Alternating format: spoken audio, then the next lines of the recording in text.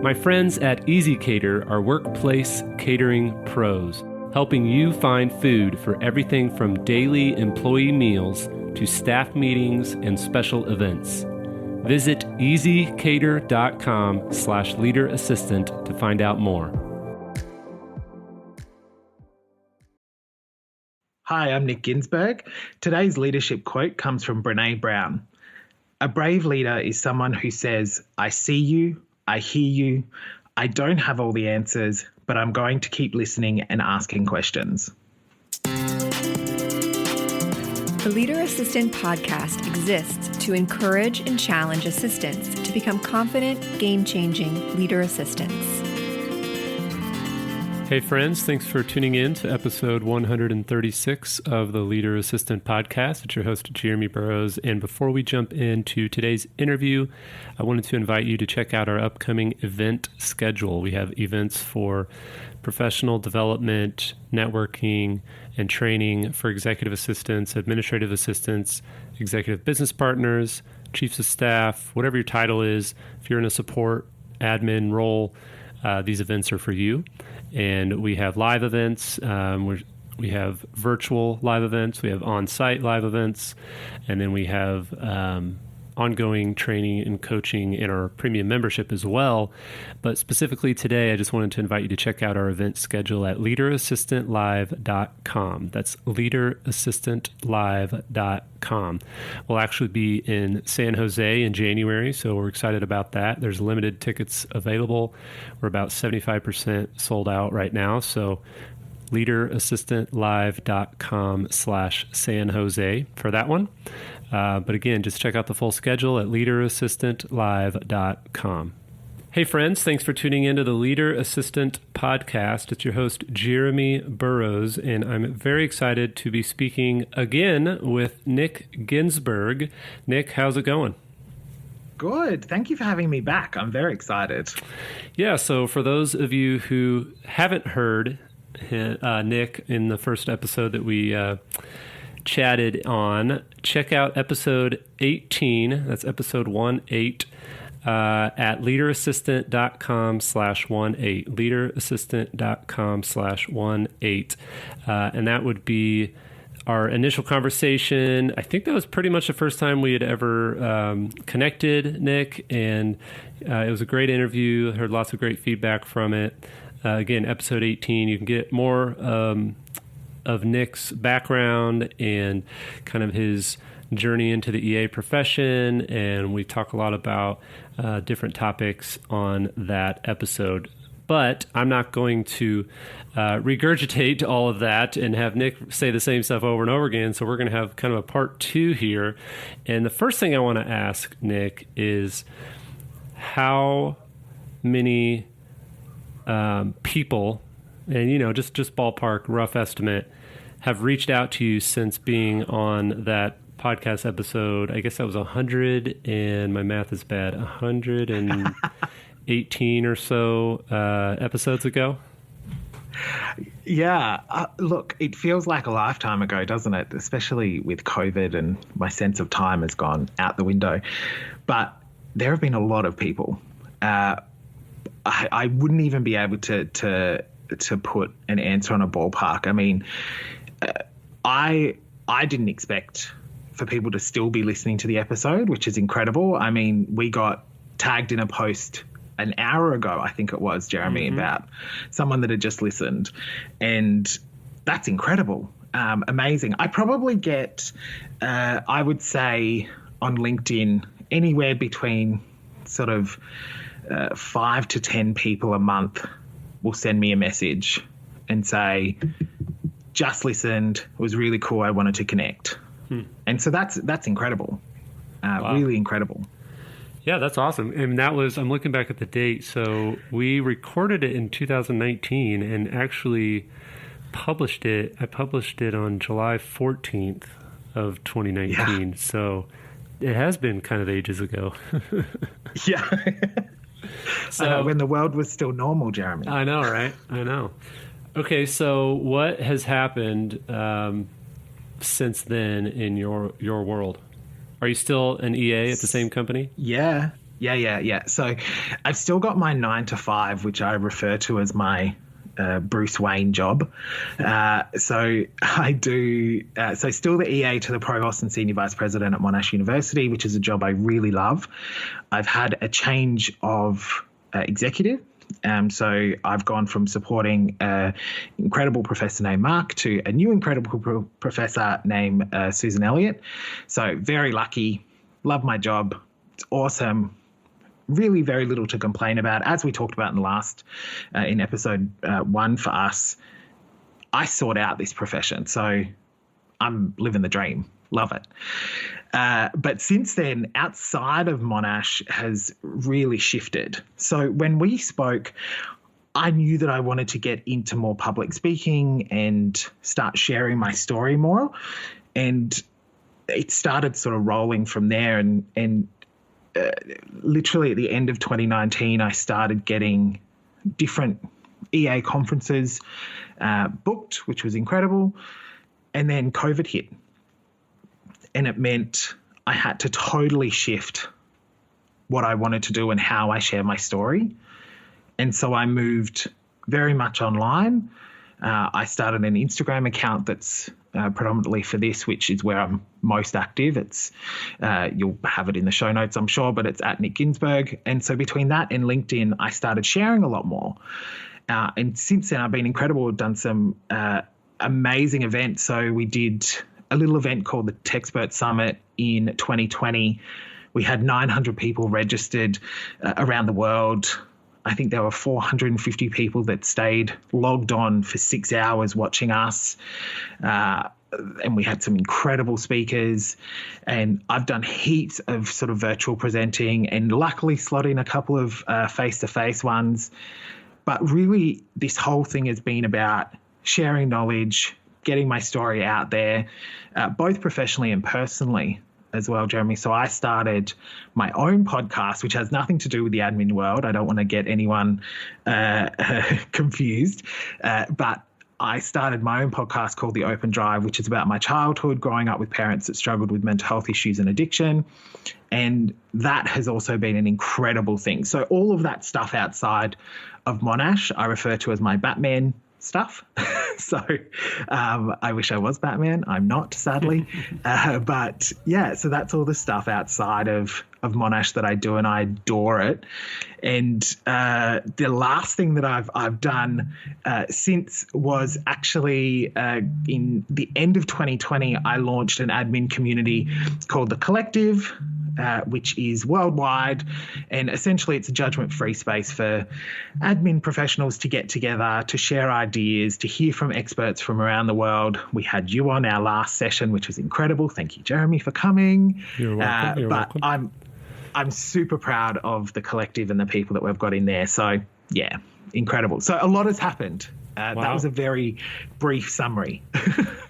Yeah. So what has your company, your organization thought about your kind of Batman side hustles?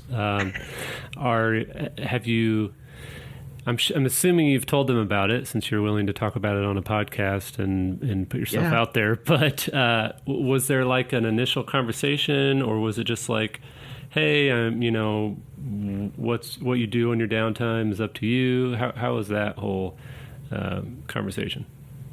Yeah, look, it's a bit of everything. So I'm a very open and honest person. So I had the conversation and shared with our chief of staff and also the provost, my executive, said, look, this is what I'm starting to do. I'm really enjoying it. I will make sure that it doesn't encroach on my work.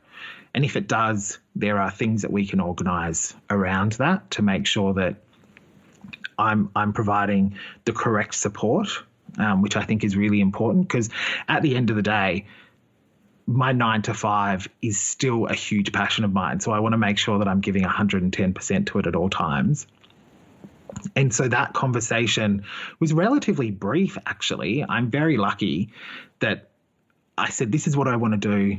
Are there any dramas? The answer was no. And they've been super supportive. So both Mark, my previous boss, and Sue, my new boss, are super, super, super supportive of what I do. I know for Mark, he saw it as an extension of himself.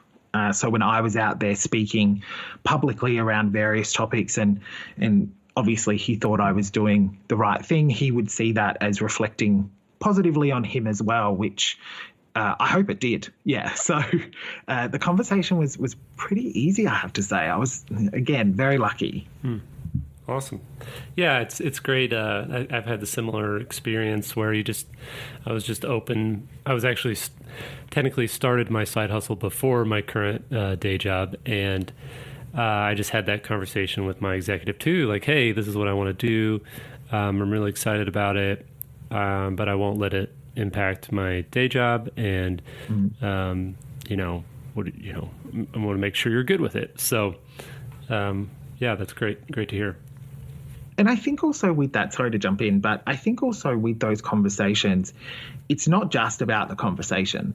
You need to be able to sort of walk the talk. So if you are starting a side hustle or you've got something outside of your day job that you are super passionate about, it's really important that if you say, hey, I'm not going to let this encroach on what we're doing and what I do 9 to 5 or whatever your hours are, you need to make sure that that's the case. And so over the past coming up to 2 years, and you would be the same, Jeremy, I haven't let it encroach. I think my executive at times forgot that I do that stuff because I was able to still keep supporting them at the level that I was pre the side hustle. Yeah, awesome. Well, let's talk about authenticity a little bit too. Just digging into this a little bit deeper.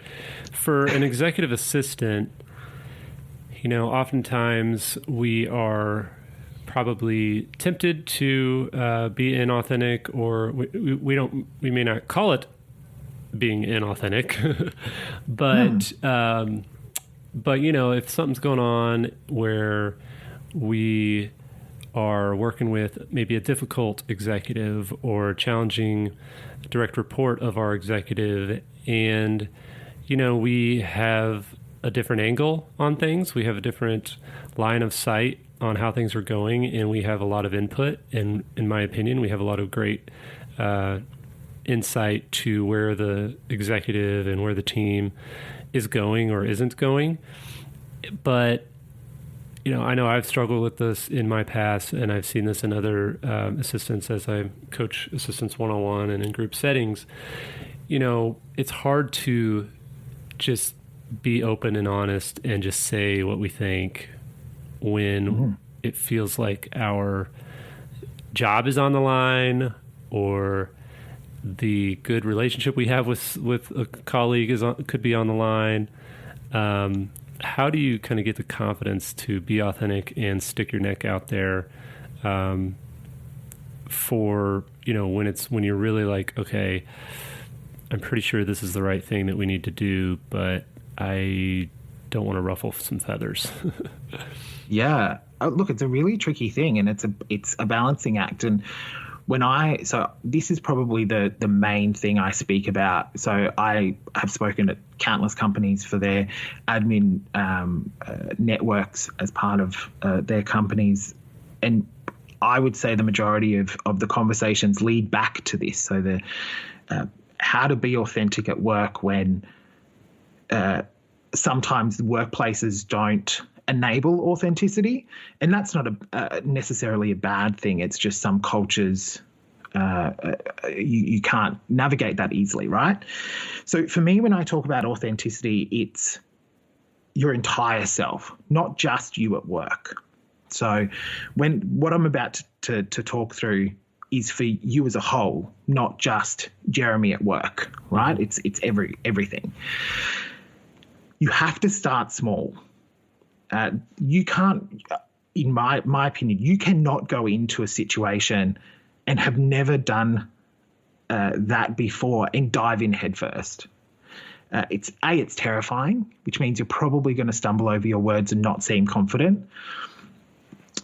And B, it can be quite a shock to those around you if that is how you tackle it. So how I go about it is very much baby steps. So when I talk about it, it's very much in the sense of how we how we brand ourselves as well. So all of these are so sort of closely linked, right? So if you can start bringing more of yourself to work, that includes your authentic self, bringing more of yourself to work and doing it in baby steps. So looping in parts of you to the conversation in your workplace. That then shows people that you are more than just someone that sits at a desk, right? So that's step one. Then you have this whole other piece of being able to find your voice and speak up. What I often tell people is to start by thinking it through in your head. So when you're in a team meeting, for example, when someone asks a question or it gets to a point where questions are ready, you have something that you want to ask, but you don't have the confidence.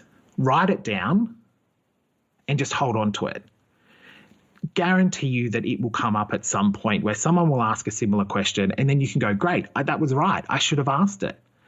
And the more you do that, the more you end up with confidence built around being able to speak up.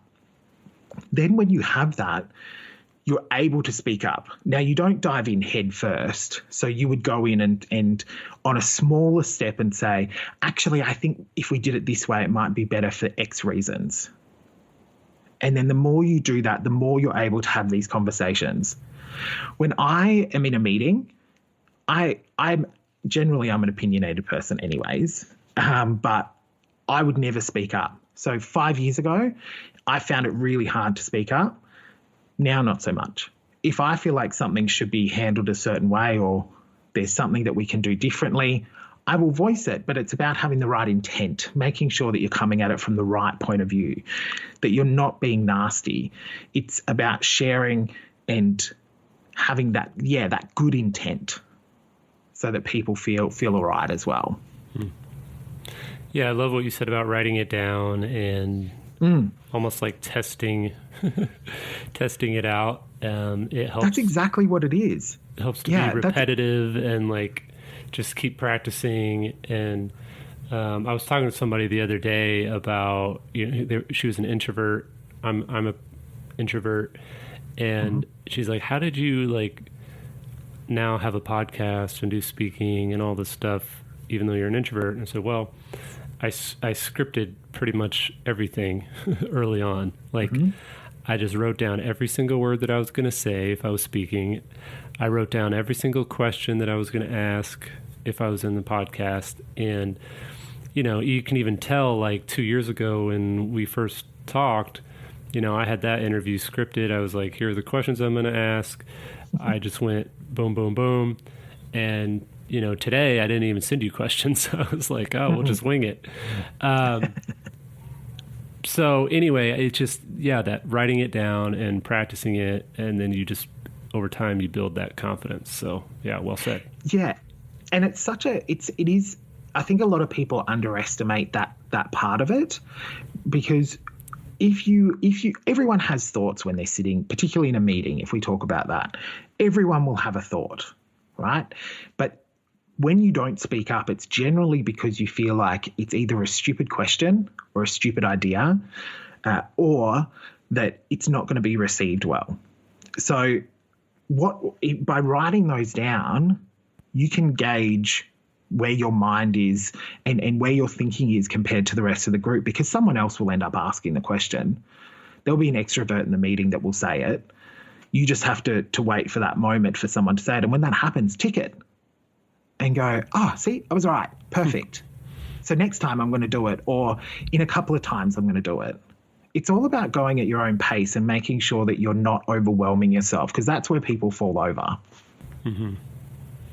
Yeah, I agree. Okay, let's shift gears and talk about communities. So, you've got your community that you said pretty much since the episode 18 of this podcast in July of 2019.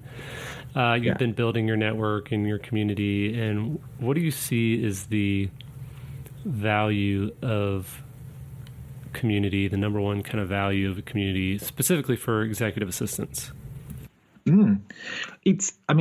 So I have two. So I've got an internal Monash network that we have, and there's about 250 people in that. And then I've got the collective, and both of them have the same benefit.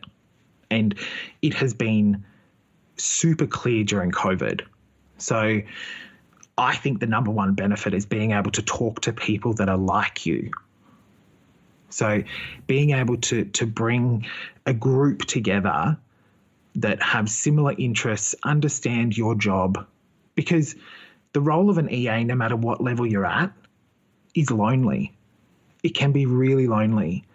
I started, and I think I mentioned this in episode 18, that I started the Monash EA network because I sat in a building filled with EAs and felt totally alone.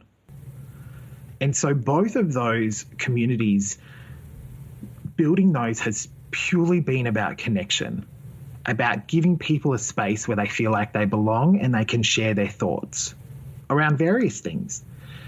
And so having that is just so powerful. And I'm sure you found a similar thing with your community as well. How do you kind of fight back, or maybe that's not the right way to say it, but cultivate your community in such a way that it's not just a bunch of the same, like how do you make sure that you can talk to people like you, but also learn from people not like you?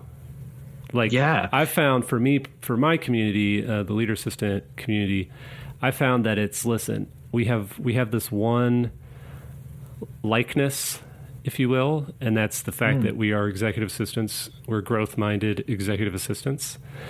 And that's the thing that connects us. But then all the other stuff, your religious beliefs, your I can't ever say that word, your, where you're from, how old you are, how many years you've been an assistant, all that stuff doesn't matter. So anyway, that's kind of how I've seen it, but just curious about how you've cultivated your community so that it's diverse.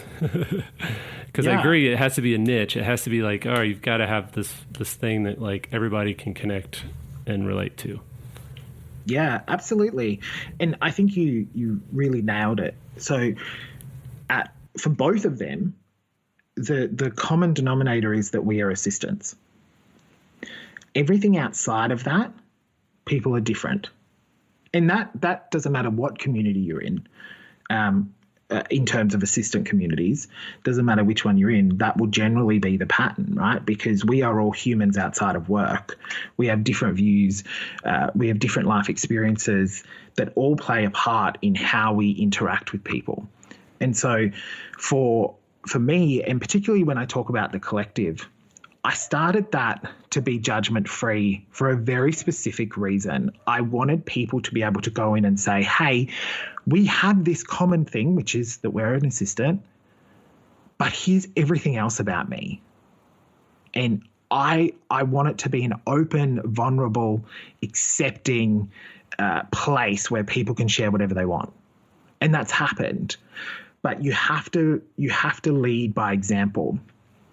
So for me, when I started the collective in particular, and similarly with the Monash EA network, it's about leading that discussion how you want people to respond as well.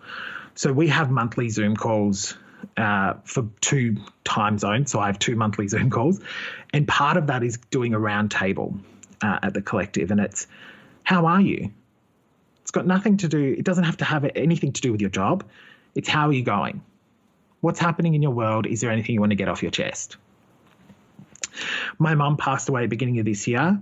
And let me tell you, the collective heard every part of my grief journey, because that's what the community is for. That is why I built it that way. Not for me personally, although that did help, but it's to enable people to have those same conversations. So throughout COVID, particularly here in Australia, where we've had some of the longest lockdowns in the world, people are sharing how they're feeling. And I mean, that does huge amounts to destigmatize anything to do with mental health, which is another huge passion of mine. So leading by example and showing people how you want them to show up in your group, in your community, and not over manufacture it. Keep it casual, keep it fun. Allow people the space to be able to mingle and get to know each other. Yeah, I love what you said about just checking in and saying, how are you? So there's two questions I like to do when I'm doing that with people, or two questions I like to ask, and I'm going to ask them to you right now. Okay, so great. The first one is, what are you grateful for? Oof. So hilariously, I do End the Week with Gratitude every Friday on LinkedIn and Instagram, you may have seen. So I think about this stuff all the time. So at the moment, I am especially grateful for, I think hilariously last week's was about the connections I've made in the EA community. But right at this second, Jeremy, I am grateful for the sun and fresh air. And those are little things, but we are moving out of winter here in Australia. And I'm super grateful that I can stand out on our patio in the sun with fresh air and not have a mask on because I'm in my home. Nice. So that's what I'm grateful for. Nice. Yeah, we're enjoying some amazing fall weather here in Missouri, and it's going to get cold pretty quick. So I'm trying to enjoy every last minute before it drops 40 degrees. Oh, dear. Okay, so the second question is, what concerns you? Oh, I'm going to go a bit worldly on this. What concerns me at the moment is people are very quick to talk about a lot of things at the moment. So for me, my space is in mental health, a lot of the stuff that I'm doing at the moment. So a lot of people are very quick to talk about mental health and how important it is to destigmatize it. But it concerns me that these conversations don't seem to be happening enough offline. So there's lots of conversations online that are around mental health, which is fantastic, and they need to happen and they need to continue happening. But from what I can see, there aren't enough of those conversations also happening face to face.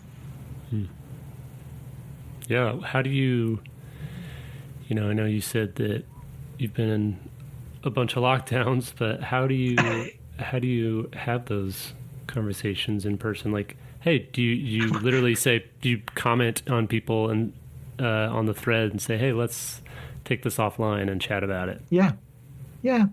Exactly right. Or jumping. So obviously, I'm still in lockdown in Melbourne. I can't go anywhere. I can't see anyone face to face.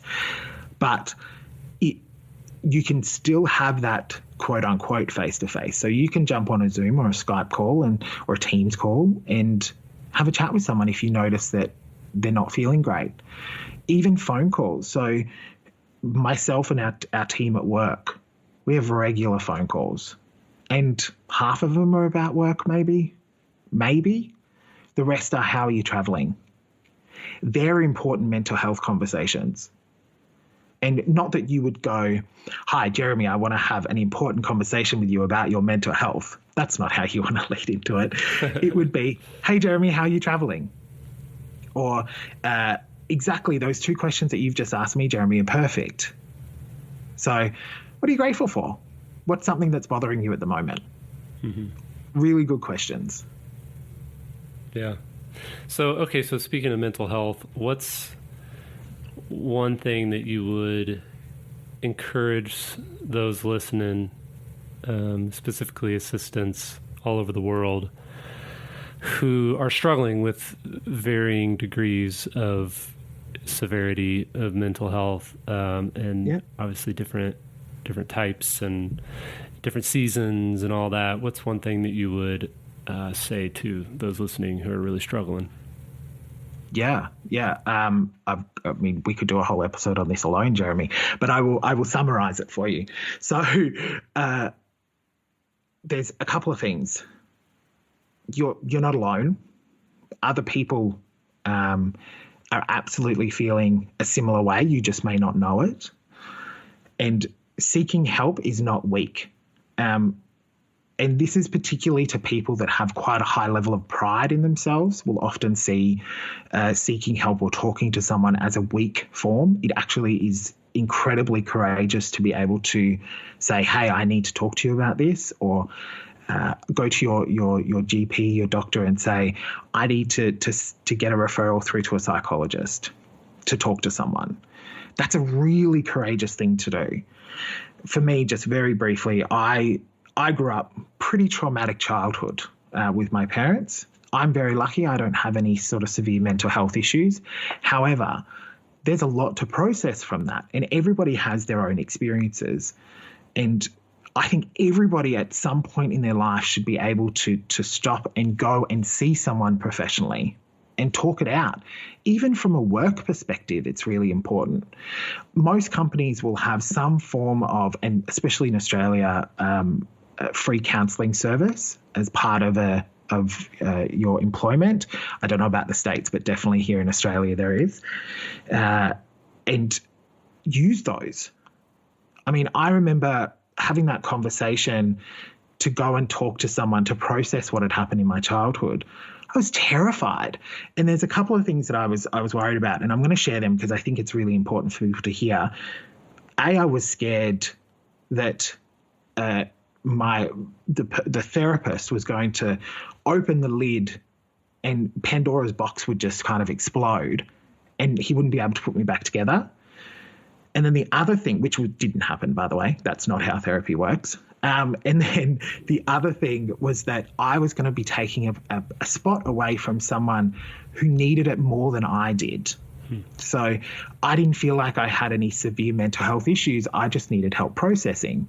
Whereas there are people that are really struggling that still don't go see someone. I felt like I was taking a position away from them. And everybody should have the right to go speak to someone. So I wanted to share those. But you're not alone, and it's not weak to go and talk to someone. And it's actually incredibly important. Love it. Yeah, that's great tips. I think that the asking for help is one of the hardest things for people. And you're right. It's actually strength to ask for help. So hugely well said. Yeah.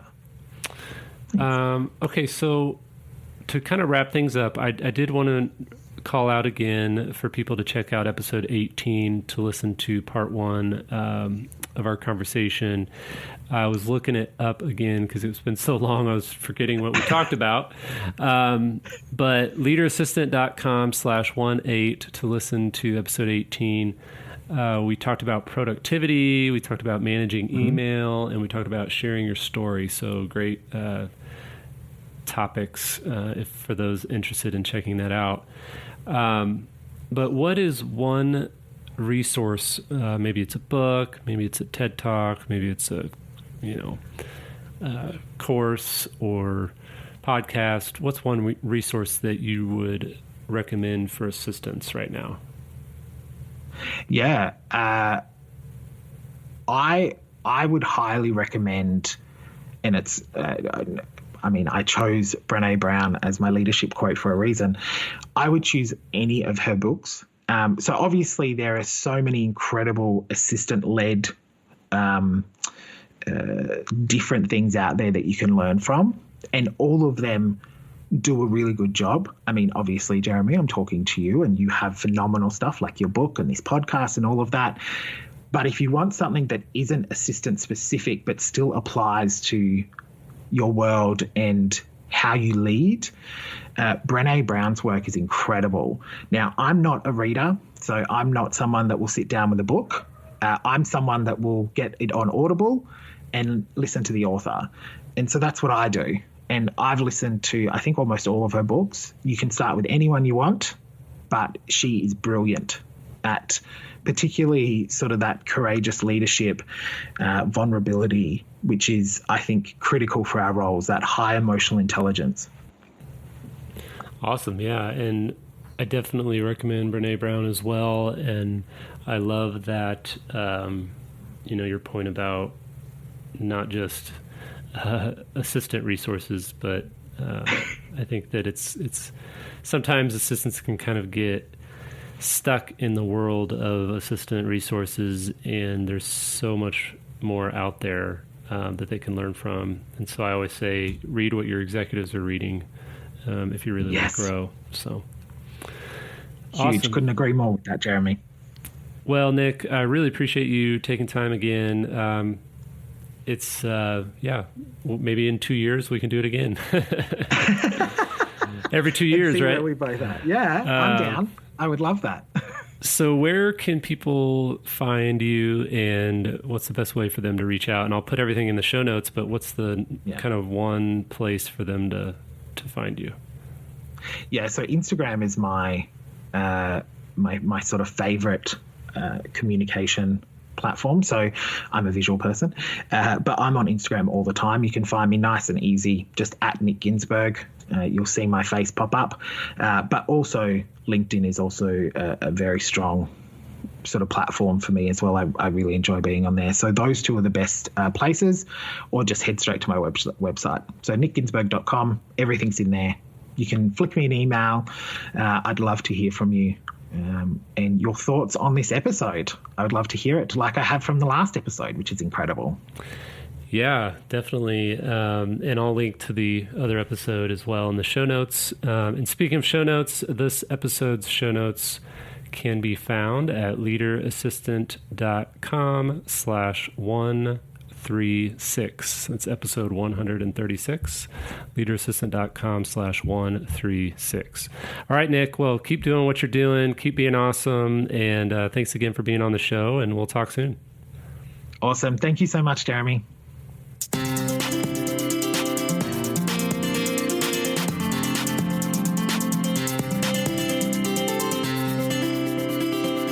Please review on Apple Podcasts. GoBulls.com